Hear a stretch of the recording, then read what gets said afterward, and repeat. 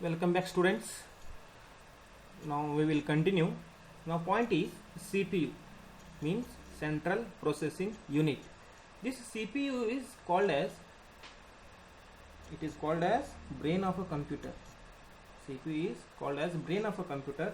It processes all the instructions given to the computer. So this CPU process all the whatever the instruction is given by the user. So that instructions will be processed by CPU or Central Processing Unit. It solves calculations and display the result on the monitor. We are getting the result on the monitor, but before getting the result, so that data is processing. So that processing work is happened in CPU. It also stores a lot of information. So actually information is storing in a hard disk, but hard disk is fixed inside the CPU. So that's why CPU stores a lot of information. So here in a slide it is given, it made up of three main parts. This CPU is made up of three main parts. They are MU means memory unit, CU means control unit, and ALU means arithmetic and logic unit. The first one is MU means memory unit. In this memory unit, it stores all the data and instructions which are to be processed and are then passed on to ALU or CU. So what is the work of MU? MU stores all the information and the instruction. Data means information. So all the information and instruction will be stored in this unit, in the memory unit, and that information further it will be processed by ALU or CU. Okay, so that will be processed by CU or ALU further. So but it holds that information. That is the work of MU. Next point comes CU. So next part is control unit. This control unit works like a traffic policeman. The work of control unit is like a traffic policeman. So what is the work of traffic policeman? Traffic policeman controls the traffic movement. Understood? Whatever the vehicles are coming on the road, so that all the vehicles movement will be controlled by traffic police. Same way, this control unit controls all the input and output devices which are connected to the CPU. So it controls all the devices which are connected to the CPU. So that is the work of CPU, control unit. Next comes ALU, arithmetic and logic unit. See, now we can perform the mathematics. Okay, we can perform the sums in a computer. Now how that computer is doing that mathematical sums? Because of this ALU, arithmetic and logic unit. The work of ALU is it performs all arithmetic calculations like addition, subtraction, multiplication and division. It also performs logical operations like which number is greater, which number is smaller, or whether that number is greater than or equal, or whether that number is less than or equal, or whether that both the numbers are equal, or whether that both the numbers are not equal. So that all the work will be done in this section, in this part, that is ALU, arithmetic and logic unit. Next main point, main input device, that is keyboard. A keyboard is used to type data and instructions into the computer. The main work of keyboard is to type the information. So without keyboard, how are you going to type? Not possible. Understood? So that's why keyboard is mainly used to type the information. The commonly used keyboard has 104 keys. So some standard keyboard, it's having 104 keys. So it varies in the sense, if you are using multimedia keyboard, their number of keys are more. Understood? But minimum 104 keys are present on a standard keyboard, which are divided into many groups based on their functions. So that the keys, they have made a group according to their functions. So first one is the typing keys. So typing keys, that is used for typing, alphanumeric means alphabetical characters or numerical characters. Next is control keys. So that control keys used to control, like control, alt, shift and all. So that is control keys. Next, function keys. So function keys, that is F1 to F12. So that is all function keys. So each function key is having different type of task. That is function keys. Navigation keys, we have 4 arrow keys. Okay, so that are called as navigation keys. We can move the cursor from left, right, top and bottom. So in all the sides, so that cursor can be moved by using this navigation keys. So next one is numeric keys, means number keys. So 0 to 1, 0 to 9, so that numbers are given on a number keypad. So now let me show that keyboard on your screen, so then you may understand in a better way. Okay, so on screen keyboard. Okay, so now this is the keyboard.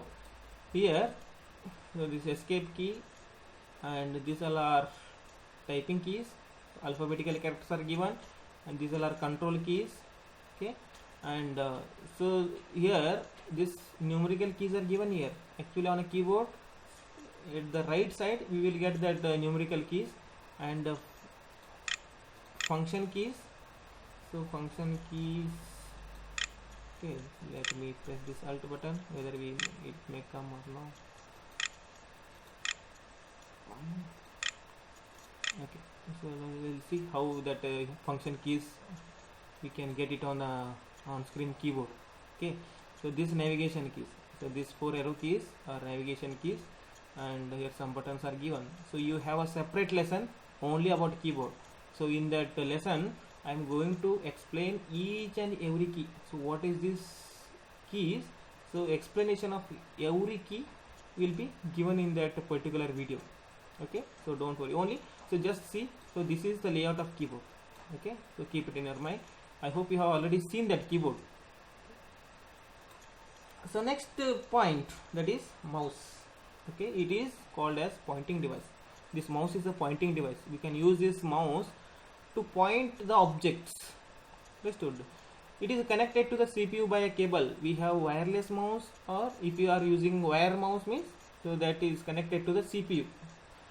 It has 2 buttons. So one is left and one is right. So we say left button, one is, we can say right button, left button and right button, and in between we have a wheel, so that is used for scrolling the pages. It is used to point, select and move any object on the screen. This mouse is used to move the pointer, move the cursor on the screen. So that is the use of mouse. So that explanation is given, same explanation is given in your textbook. It also helps to draw pictures. So now if you want to draw the pictures, we are going to use a mouse, not a keyboard. Understood? So with the keyboard it's not possible to draw anything. You should have the mouse, then only it's easy. The scroll mouse is more in use, that has a scroll wheel in the center of the 2 buttons. So already I told you, so in between there is a wheel, so that wheel is called a scroll wheel, and by using that wheel we can scroll the pages. Okay, so pages can be scrolled by using that wheel. That is all about mouse. Now some other hardware devices. So now what are some other hardware devices usually we see? So that is given in this list. So one by one we'll go with the explanation. So first one is a touch screen. So touch screen, we have a touch screen laptops, we have a touch screen phone. Got it? Now that is very touch sensitive. Touch sensitive in the sense, when you tap it on the screen, so it works like on your mobile screen. When you tap it on application, it gets open. So that is a touch screen. A touch screen is a computer screen that is sensitive to the touch. So when you touch, then only it becomes active. Okay, so that is sensitive to the touch. We can select the object directly by touching with fingers without using any pointing device. So directly by touching that object, we can make it active. We can work with that application by touching that object. Okay, or you can select it. So how? By using the fingers we can touch it. For example, tablets, laptops, ATMs, cell phones, etc. You might be seen ATM, so that almost all the ATMs having this touch sensitive screen. Mobile, it is a common example, that is for touch screen. Next, laptops, tablets. So these all are examples for touch screen. Second point, that is scanner. So scanner mainly it is an input device. Okay, scanner is an input device, and this device is used to read the text or pictures printed on a paper and translate the information into a form that only a computer understands. Now for example, now you have a textbook. If you want that textbook page on your desktop screen, how it is possible? Either you can take a photo or in a scanner you scan that page, then only so we can get that paper in the form of soft copy. Okay, so when we use a scanner, again there are some types of scanner, so that we will see. So in upcoming lessons, if it comes, so surely I will explain that.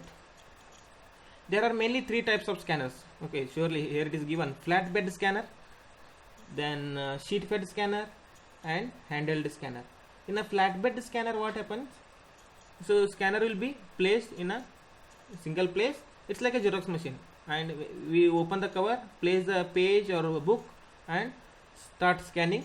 So then that light moves from one end to another end, and whatever the contents are there in that page or in that copy, so it will be scanned and that will be displayed on the monitor screen. That is flatbed. Sheet fed. In a sheet fed, what happens? We have to feed the sheet. So we have to insert the sheet, then it scans. Okay. Then handheld scanner. So easily we can hold that scanner in a hand. So that is handheld scanner. Usually in malls, usually they will use, while making a bills, they will scan the barcode. Okay. To prepare the bill, they will use the barcode.